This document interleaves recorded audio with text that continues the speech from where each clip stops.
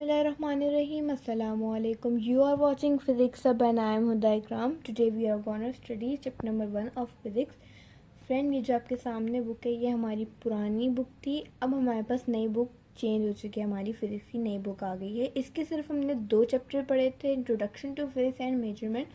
अब हमारे पास ये है फिजिक्स की न्यू बुक. इसके हम देखते हैं क्या.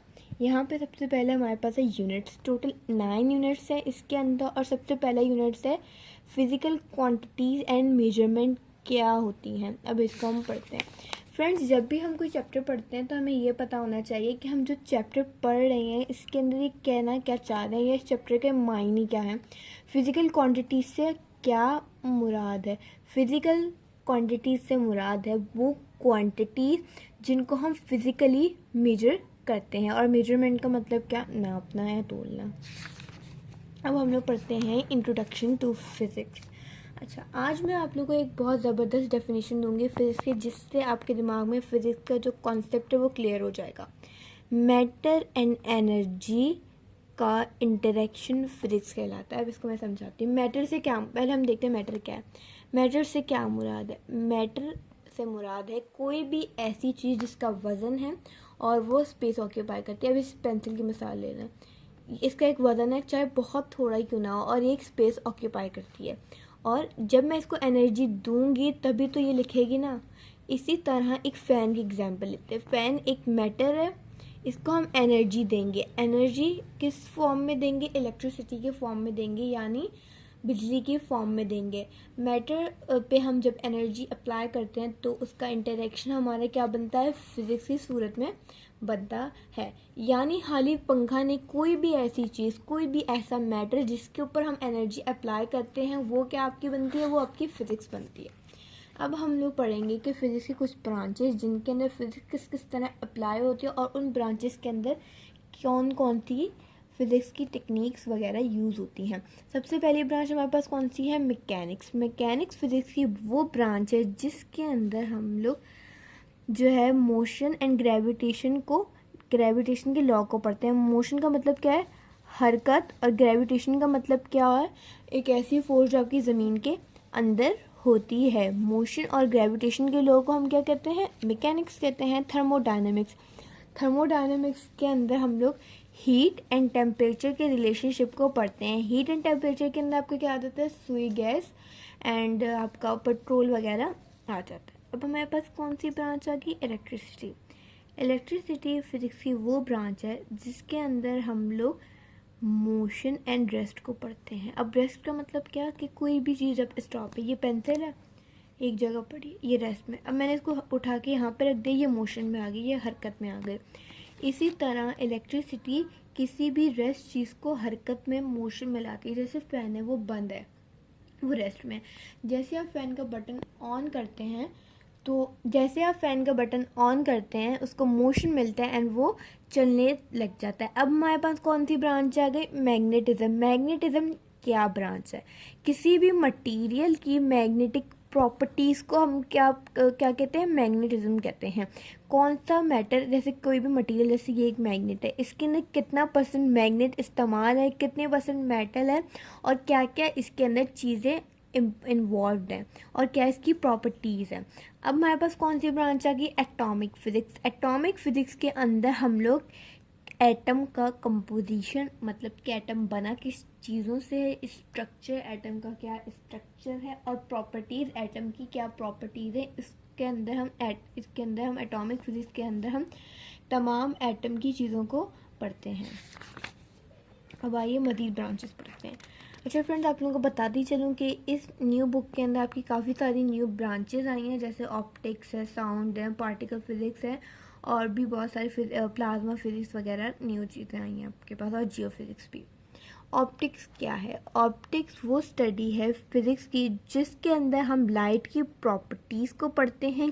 किन के थ्रू, ऑप्टिकल इंस्ट्रूमेंट की मदद से हम लाइट की प्रॉपर्टीज़ को पढ़ते हैं. साउंड फिज़िक्स की वो स्टडी है जिसके अंदर हम साउंड वेव्स के साउंड. अच्छा जी, अब साउंड ट्रैवल किस तरह होता है, जब आपको कोई बुलाता है तो आपको किस तरह बुलाता है, आपके पास आपके तक उसकी आवाज़ कैसे पहुंचती है, साउंड वेव्स के थ्रू आपके पास उस इंसान की आवाज़ पहुंचती है। फिजिक्स के अंदर हम साउंड को किस तरह पढ़ते हैं, साउंड वेव्स के बारे में पढ़ते हैं कि क्या प्रॉपर्टीज़ है और कौन सी एप्लीकेशन है साउंड वेव्स की। न्यूक्लियर फिजिक्स के अंदर हम लोग एटॉमिक न्यूक्लियाई का इंटरेक्शन एंड बिहेवियर पढ़ते हैं। पार्टिकल फिजिक्स के अंदर हम मैटर और रेडिएशन का आपस में इंटरेक्शन पढ़ते हैं। मैटर यानी वो कोई भी ऐसी चीज़ जिसका वेट है और वो एक स्पेस ऑक्यूपाई करता है, और रेडिएशन का मतलब कि हरकत जो उसको मिलती है। एस्ट्रोफिजिक्स से आप समझ ही गए होंगे कि इसके अंदर हम स्पेस वगैरह में से किसी की बात कर रहे हैं। एस्ट्रोफिजिक्स के अंदर हम वो तमाम लॉ फिजिक्स के पढ़ते हैं जो आपके सोलर सिस्टम में अप्लाई होते हैं। प्लाज्मा फिजिक्स सबसे अलग है सब फिजिक्स में से। आप लोगों को फ्रेंड्स पता होगा कि कुल 3 स्टेट्स हैं, सॉलिड, लिक्विड, गैस। सॉलिड के अंदर क्या होता है कि भाई उनके जितने भी मॉलिक्यूल्स हैं वो आपस में चिपके हुए होते हैं, उनके अंदर फोर्स बहुत कम होती है। लिक्विड के अंदर फोर्स होती है, वो मतलब ज़्यादा फ्रीली मूव नहीं करते लेकिन मूव करते हैं, उनके अंदर फोर्स होती है लेकिन काफ़ी कम होती है। गैस के अंदर फोर्स बहुत ज़्यादा होती है और वो फ्रीली मूव करते हैं। लेकिन प्लाज्मा फिजिक्स को हम फोर्थ स्टेट ऑफ मैटर भी कहते हैं। क्योंकि वो मैटर, उन मैटर की प्रॉपर्टीज़ को हम पढ़ते हैं जो आयोनाइज्ड है। आयोनाइज्ड स्टेट का मतलब ना वो सॉलिड है, ना ही वो लिक्विड है, ना ही वो गैस है, इन तीनों में से कोई फॉर्म भी नहीं है प्लाज्मा फिजिक्स की। जियोफिजिक्स, अब जियोफिजिक्स से क्या मुराद है? जियो से मुराद आपका क्या है? अर्थ। जियोफिजिक्स के अंदर हम अर्थ के इंटरनल स्ट्रक्चर को पढ़ते हैं। मतलब ये कि आपकी ज़मीन की कुछ ही आपकी ज़मीन देखिए, इसके अंदर 7 पोर्शन टोटल बने हुए हैं। जियोफिजिक्स के अंदर हम पढ़ते हैं कि किस पोर्शन में हम जब डिगिंग करेंगे तो किस पोर्शन में आपकी मिट्टी है, किस में आपको जाके पानी मिलता है, किस में आपका पानी आना बंद हो जाता है, किस में आपको कोल मिलता है, किस में आपको कौन कौन सी जो है अर्थ की लेयर्स हैं जिनमें आपको क्या क्या चीज़ें मिलेंगी। यहाँ पे हमें वेरियस ब्रांचेस ऑफ फिजिक्स तो पढ़ ली और हमने न्यू बुक की ब्रांचेस भी फिजिक्स की पढ़ ली। अब हम लोग देखते हैं कि फिजिक्स की अहमियत क्या है साइंस टेक्नोलॉजी में भी और हमारी सोसाइटी के अंदर भी। Society reliance on technology represent the importance of physics in daily life। Society की जितनी भी रिलायंस है, जितनी भी ज़रूरियात हैं, टेक्नोलॉजी हैं, वो तमाम हमारी फ़िज़िक्स की हमारी तमाम इम्पॉर्टेंट जो है वो फ़िज़िक्स पे मबनी है, जो कि हमारी डेली लाइफ में इस्तेमाल होती हैं। काफ़ी सारे एस्पेक्ट्स, काफ़ी सारी ऐसी चीज़ें जो हमारी मॉडर्न सोसाइटी में फ़िज़िक्स के बगैर इम्पॉसिबल हैं, वो आपकी क्या क्या हैं देखते हैं। तमाम डिस्कवरीज जो पास्ट में भी की गई, ये नहीं कि सिर्फ मॉडर्न, जो पास्ट में भी की गई और जो हम लोग अभी डेवलप कर रहे हैं, करंटली डेवलप कर रहे हैं, वो तमाम आपकी फ़िज़िक्स पे बेस करती हैं। Discovery such as magnetism, electricity, conductors and made modern conventions. मतलब ये कि जितनी भी डिस्कवरीज मैग्नेटिज्म से रिलेटेड हुई हैं, इलेक्ट्रिसिटी से रिलेटेड हुई हैं, ये तमाम हमारे फिज़िक्स में। आप लोगों ने देखा, हमने अभी पीछे पढ़ी थी मैग्नेटिज्म देखिए, मैग्नेटिज्म, इलेक्ट्रिसिटी। जब भी साइंटिस्ट मैग्नेटिज्म या इलेक्ट्रिसिटी से रिलेटेड कोई भी नई डिस्कवरी बनाते थे तो वो क्या करते थे, मैग्नेटिज्म को पढ़ते थे फिज़िक्स की ब्रांच मैग्नेटिज्म में, इलेक्ट्रिसिटी को पढ़ते थे इलेक्ट्रिसिटी फिज़िक्स की ब्रांच इलेक्ट्रिसिटी में।